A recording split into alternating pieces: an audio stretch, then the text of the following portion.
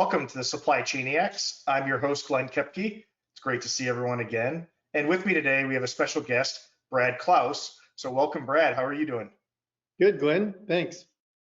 It's good to see you again. So we are fortunate. Brad is an industry expert within ocean transportation, ocean logistics, and ocean supply chain. So Brad, why don't you take a minute and describe your background and the expertise that you bring to the table for our industry?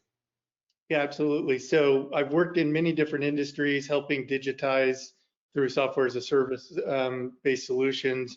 Most recently, I was the CEO at Haven, and we were fortunate enough to be acquired by FourKites about 7 weeks ago now. And we've combined the solution to really change the world of visibility, the meaning of visibility for international freight. And so I'm super excited to join forces to go after that mission. That's awesome. Yeah, when we think of the Supply Chainiacs listeners, obviously visibility and track and trace is kind of at its core. With ocean transport, geographically, obviously very diverse, right? We're spanning the whole globe, but maybe from your lens, provide some feedback of what does end-to-end visibility mean within ocean transport? Yeah, absolutely. So I think that end-to-end visibility for many will mean multimodal, right? So in the international freight world, you may have a dray to ocean to dray move, or maybe rail in there, maybe even some air, right? And certainly you want to be able to track end-to-end across modes. But with the combination of Haven and FourKites, we now have end-to-end visibility of the whole process flow. And so what do I mean by that? I really mean track and trace visibility typically starts, kind of when a container is loaded on a vessel maybe, and when the vessel departs. But there's a lot of complexity that happens before that vessel departure that requires visibility. For example, in the booking process, am I looking at the proper rates that I've negotiated with carriers? Do I know the true ETDs, the predictive ETDs and ETAs of the vessels I'm about to book? Or am I relying on carrier ETDs, which could be wrong, and all of a sudden I'm notified that it's 7 days late?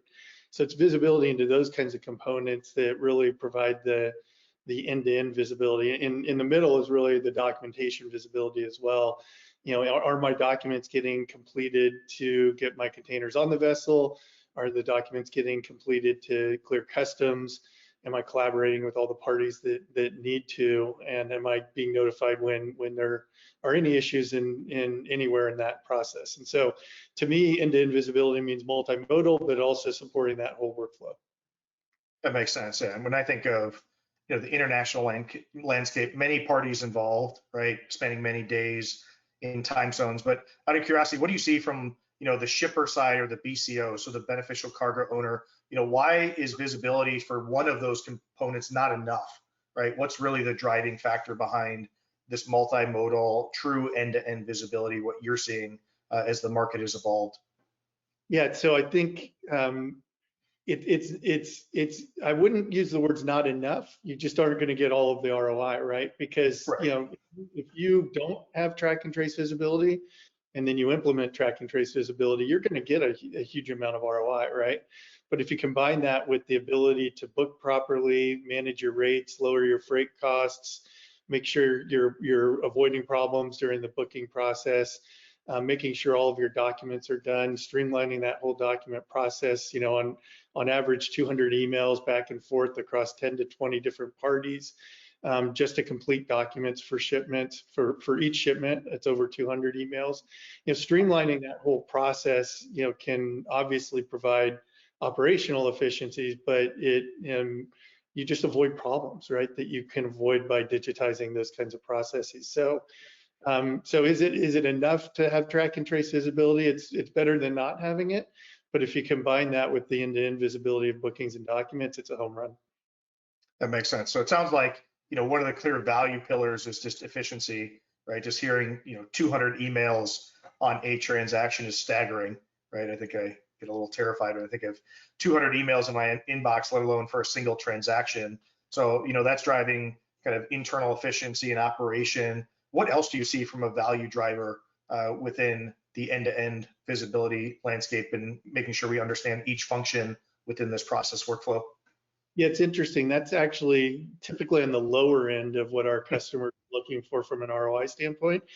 So it starts, with revenue. Are our shipment, is our supply chain operating in such a way that we have the inventory that we need, that our customers are happier, and all of those things can really increase revenue. McKinsey came out with a report that I think said for every 5% in on time and full improvements, you can expect 1% in revenue increase. And so if you're a $3 billion company, let's just use an example, 3 billion times 1% is a lot of money, right? So there's a lot of ROI just in the customer satisfaction and the revenue piece of it. And then there's a lot of ROI in improving margins.